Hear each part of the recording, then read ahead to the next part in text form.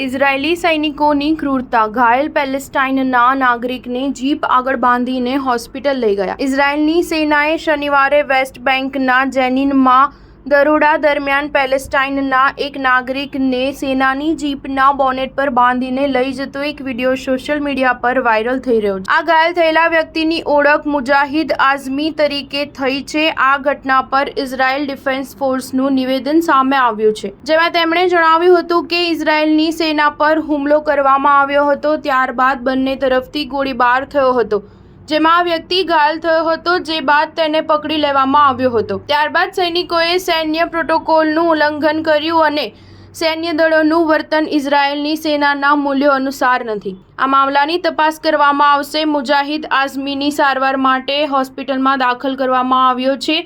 ગાઝામાં હમાસની media ઓફિસના director general Ismail અલ થપ્તાએ જણાવ્યું હતું કે પેલેસ્ટિનિયન પ્રદેશના ઉત્તરમાં ગાઝા શહેરના વિવિધ વિસ્તારોમાં શનિવારે ઇઝરાયેલના હુમલામાં ઓછામાં ઓછા 42 લોકો માર્યા ગયા હતા.